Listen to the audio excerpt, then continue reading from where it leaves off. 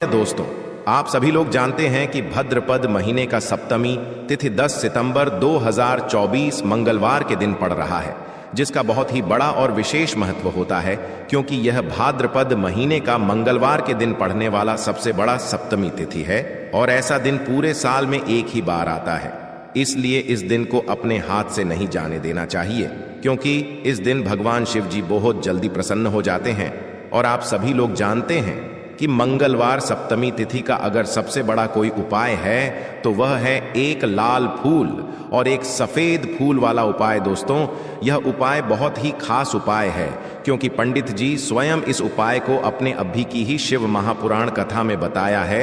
जो भी व्यक्ति इस उपाय को किया है उनको इस उपाय का फल मिल चुका है।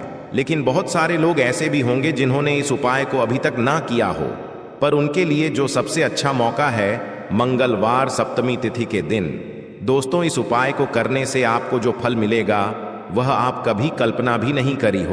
तो चलिए अब बात करते हैं कि आखिर इस उपाय को करना कैसे है। लेकिन सबसे पहले हम लोग जान लेते हैं उपाय की सामग्री। हम लोग सबसे पहले जानते हैं कि इस उपाय में किस किस चीज की आवश्यकता पड़ेगी। तो देखिए, उपाय का नाम तो एक लाल फूल और एक सफेद फूल वाला उपाय है, पर इस उपाय में कुल मिलाकर 4 सामग्री हमें लगने वाली है, जो कि पंडित जी ने खुद सीहोर वाली कथा में बताया है। और जो हम आपको उपाय बताते हैं वह पंडित जी द्वारा बताए गए होते हैं, अलग से हम कुछ भी नहीं बताते हैं। तो यहां पर हम लोग समझते हैं कि इस उपाय की सामग्री क्या है। तो देखो, उपाय की जो सामग्री है वह 4 सामग्री है, जिसमें से सबसे पहली सामग्री है एक बेलपत्र। देखो, बेलपत्र क्या होती है? बेलपत्र जो शिव की शिवलिंग पर चढ़ती है। दूसरी चीज है एक शमी पत्र, शम पत्र वह जो शिवलिंग पर ही चढ़ता है। तीसरी चीज है दोस्तों एक लाल फूल जो उपाय का नाम है। तो एक यहां पर आपको लाल फूल लेना है। अब ये लाल फूल कौन सा लेना है? देखो, शिवलिंग के ऊपर जो लाल फूल चढ़ता हो उनमें से कोई भी एक लाल फूल पसंद कर लेना और वह कहीं से तोड़कर या कहीं से खरीद कर लेकर आना और उस लाल फूल को उपाय में प्रयोग कर लेना। उसके बाद में एक सफेद फूल का विशेष रूप से ध्यान रखना। जो सफेद फूल शिवलिंग पर चढ़ता हो सिर्फ वही सफेद फूल लेकर आना, इसके अलावा कुछ मत लेकर आना। लेकिन केतकी का मत लेना। तो एक मात्रा में ही आपको यह चारों सामग्री चाहिए, एक बेलपत्र, एक शमी पत्र, एक लाल फूल और एक सफेद फूल। यह चारों सामग्री आप लोग तैयार करके रख ले। प्रदोष काल में या सुबह के समय जब भी आप इस उपाय को कर रहे हैं, जैसे ही आपके उपाय की सामग्री तैयार हो जाती है तो क्या हम सीधा उपाय को करने के लिए इन चारों सामग्री को लेकर मतलब उपाय करने के लिए जा सकते हैं? नहीं तो यहां पर आपको इस बात का ध्यान रखना है कि हम भगवान शिव जी को प्रसन्न करने के लिए तो जा रहे हैं, हम अपनी मनोकामना को पूर्ण करवाने के लिए तो जा रहे हैं, पर हमें यह दर्शा बिल्कुल भी नहीं है कि हम सिर्फ अपने फायदे के लिए भगवान शिव जी के मंदिर में आए हैं। इसलिए हम इस उपाय को करने के साथ साथ में भगवान शिव जी की पूजन अर्चना के लिए कुछ सामग्री भी जरूर लेकर जाएंगे। जैसे कि सुबह के समय अगर आप उपाय को कर रहे हो इस एक लाल फूल और एक सफेद फूल वाले उपाय को, तो भाई सुबह के समय आपको एक लोटा जल लेकर जाना है। जो लोग प्रतिदिन शिव जी के मंदिर जाते हैं, पूजन अर्चना करते हैं, जल चढ़ते हैं, फूल बेलपत्र सब कुछ चढ़ाते हैं, भाई वो अपनी पूजन अर्चना वैसी की वैसी ही करना।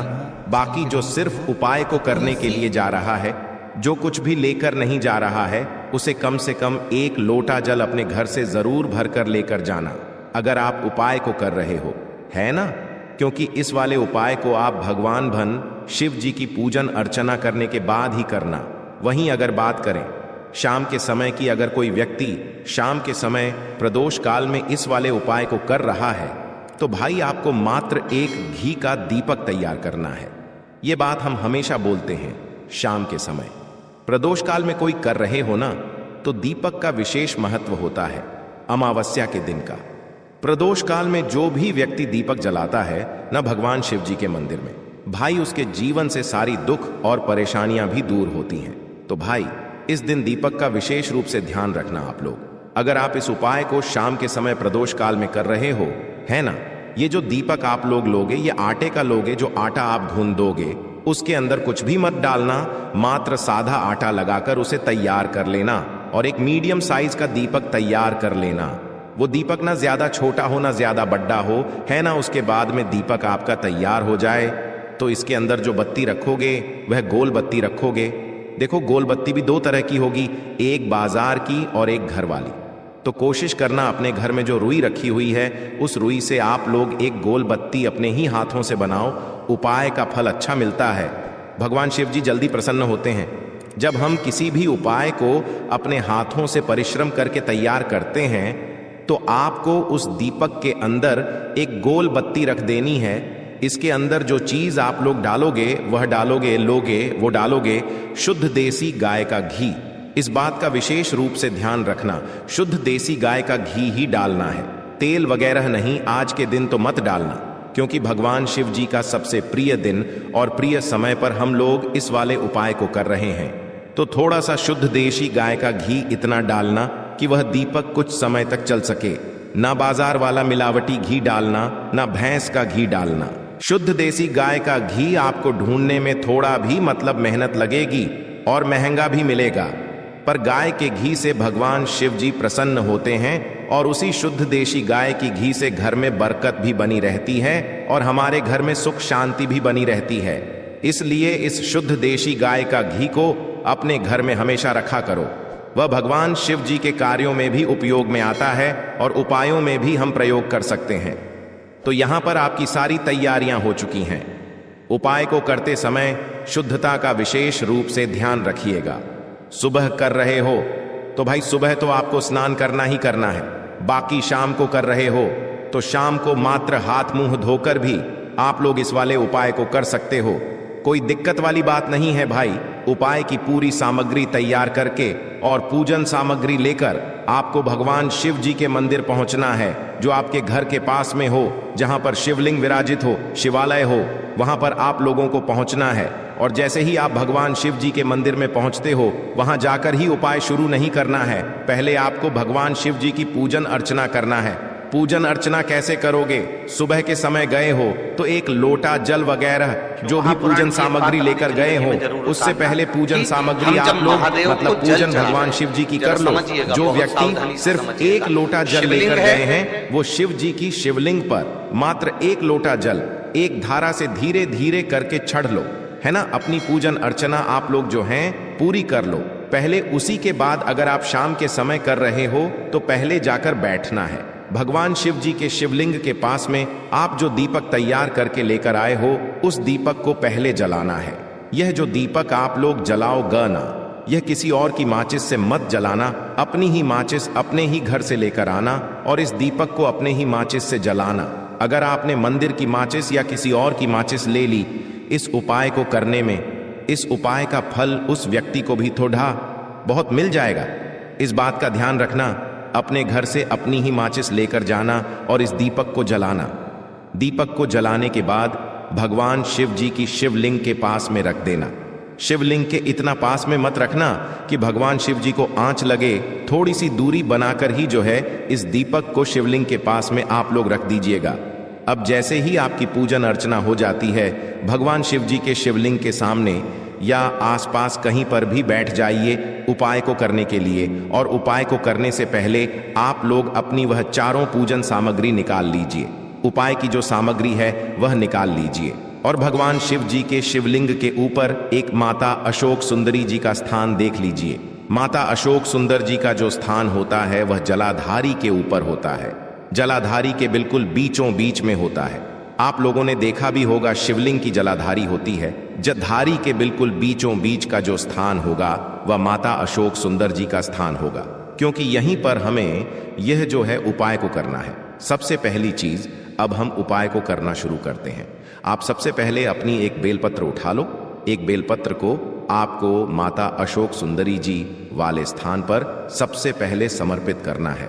बेलपत्र की डंडी का मुख होगा जलाधारी की तरफ, जहां से जल बहता है और नीचे गिरता है, और बीच वाली बड्डी पत्ती का मुख मतलब शिवलिंग की तरफ होगा। इस तरीके से आपको इस बेलपत्र को माता अशोक सुंदरी जी वाले स्थान पर समर्पित कर देना है। उसके बाद में अपनी एक शम पत्र उठा लो जो आप उपाय के लिए लेकर आए हुए हो। शम पत्र को उठाकर शमी पत्र की भी जो डंडी का भाग होगा वह जलाधारी की तरफ करके जहां से जल बहता है नीचे गिरता है उस तरफ करके, और पत्ती वाला भाग शिवलिंग की तरफ करके इस शमी पत्र को भी उस बेल पत्र के ऊपर आपको समर्पित कर देना है।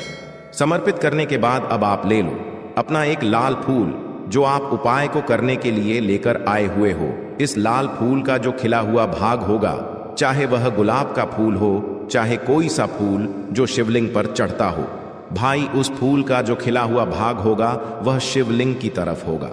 बाकी जो पीछे का भाग होगा फूल का वह जलाधारी की तरफ जहां से जल बहता है नीचे गिरता है उस तरफ होगा। और आखिरी में आपका जो एक सफेद फूल बचा हुआ है, इस सफेद फूल को भी आपको लेना है और सफेद फूल का जो खिला हुआ भाग होगा वो शिवलिंग की तरफ होगा, जहां पर शिवलिंग रखा हुआ है उस तरफ होगा, और डंडी का भाग जलाधारी के पीछे की तरफ हो जाएगा, मतलब जो जहां से जल बहता है और नीचे गिरता है। जब आप लोग एक बेलपत्र, एक शमी पत्र और एक लाल फूल, एक सफेद फूल चढ़ा रहे हो तो उस समय आप लोगों को कांता भगवान या कांता चक्र का नाम लेते हुए ही जो है इस उपाय को करना है, और भगवान शिव जी और नारायण जी का स्मरण करते हुए ही इस उपाय को आपको करना है।